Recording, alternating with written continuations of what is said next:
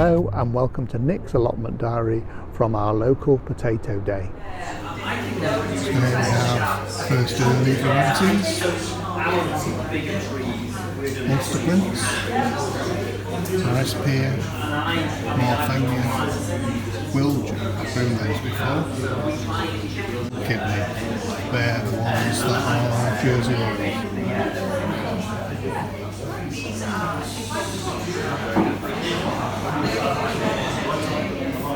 Now we're moving on to second earlies.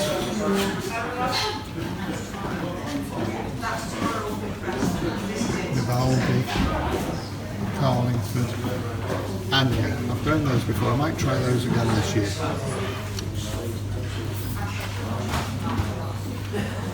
Saxon, Good Old, Charlotte,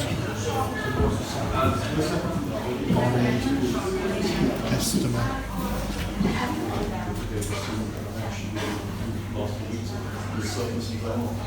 There's an unusual variety, Apache, Shetland Black, and Kestrel. So now we have early main crop. Nicola, I think I've tried those before. Sarpo Kifley. Sarpo Blue Danube. Here's a red variety. Sarpo Mira, blight resistant. So these are now the main variety. Ratty, seen those grown before, might try those this year. Isle of Jura. Some other varieties, some red King Edwards, Desiree, normal King Edwards, Cara, Golden Wonder. Wonder if they make good crisps. And now we're moving on to organic varieties. Arran Victory, I tried those last year. Casablanca, Charlotte, Pink Gypsy, some Sarpo Miras, Sunset, Santana and Kingsman. They also sell onions, so we've got different varieties of onion sets: Stuttgarter, Sturon, Centurion, a red variety called Perovska, Turbo, and we've also got Roscoff. These are the red onions. They also sell shallots, Longoff and Golden Gourmet, and some garlic. In addition to the potatoes, they've also got some fruit bushes, various raspberries, red currants, black currants, and some gooseberries. Some nice crocuses and irises.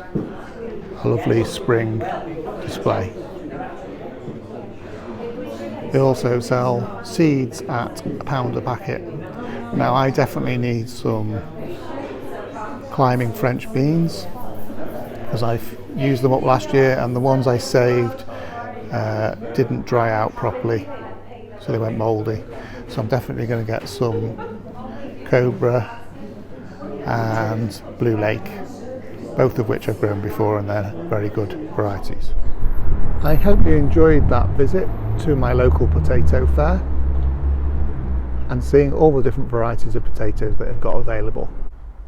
What potato varieties did I actually get from the potato day? The first variety that I picked was a first early variety. First early potatoes tend to mature in about 10 to 12 weeks, and this one is a variety called Abbott. It has purple eyes and apparently is quite good for roasting potatoes and has some good disease resistance. So those are ones that if you want to start off your potatoes early on in the year and get an early crop, they can crop in about 12 weeks. The second variety that I picked was a variety called Sagita. This is a second early potato. They tend to mature in about 13 to 16 weeks from when they're planted. This one produces excellent chips and mash. The other second early variety I picked was a variety called Vivaldi. Now, I've grown these before and they're pretty good. They're good for boiling or mash, and they hold their shape when cooked. So again, these should mature in about 13 to 16 weeks. Now, the next variety I picked was an organic variety called Belmonda. Not grown this one before. This one is a early main crop variety, so should mature in about 16 weeks. Has yellow skin and flesh and stays firm when cooked and stores well. But the interesting thing about this variety is it also tolerates dry conditions, so should be good for me when I grow in buckets, because it is difficult to keep buckets watered. The last variety I got from the potato day is a variety called Sarpo Mira. It's a main crop potato, should mature in 16 to 22 weeks. It's red skinned, produces quite large tubers that store well, and the good thing about this one is it has excellent blight resistance. Later on in the season there can be problems with blight on the allotment, and this one always seems to shrug off the blight. The good thing about these potato bags is also that they're made from wood pulp, so they're compostable, so they're not plastic like some of the stuff you get in supermarkets, so a bit more sustainable. The other two varieties that I've got I bought from Wilko. So the first one being Kestrel. These have these nice sort of pinky patches on them. They're a good flavour, they're very disease resistant, and also show good resistance to slugs. The final variety I've picked is a variety called Carolus. These are a main crop potatoes, so again mature in 16 to 22 weeks, and these also have apparently excellent resistance to blight. I've not tried these ones before, so it should be interesting to see how they grow. So that is the potato varieties that I bought this year. I have got some potatoes left over from last year that are still in buckets, so I might turn some of those out and grow them on. One of the ones I definitely want to grow on is a variety called Wiljo, which I grew last year, and they produced a decent crop for me. One of the other things I wanted to do today was to mention that I'm taking part in the single seed challenge. The challenge is hashtag single seed challenge 2020. This was brought to my attention by Kelly of Kelly's Kitchen Garden, who recently posted a video showing her planting her single seed. Now, I believe the challenge was originally started by Scott Head, who again I'll include a link to his channel below, and the idea is to plant just one seed of one variety of plant and follow it right the way through the season and give updates of how it goes on, how you pot it on, how it grows, how it fruits, and eventually how it dies. So it should be a great challenge. Now, the thing I picked is a variety of tomato. This is a variety of tomato called Ydrag Goch. Now, apologies if my Welsh pronunciation is off. I live in Wales, but I'm not Welsh. and basically that means red dragon. So it's a variety called red dragon, and I'm going to just plant one seed of red dragon in this pot. So here's the single seed of the red dragon tomato, and I'll just pick that up and put it on the surface of the compost.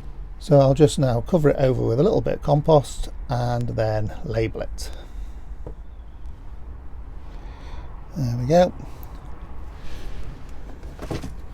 Give it a quick water, and I'll put it in a heated propagator at home to germinate. The other thing I wanted to do today was to thank Richard and Paul and Kelly's Kitchen Garden for sending me some Cheeky Prince seeds. So these are a seed that is cross-pollinated from a Crown Prince and a cheeky curry squash, and these was harvested from second generation fruit in October and November by Kelly, Chris from ACS and Richard and Paul.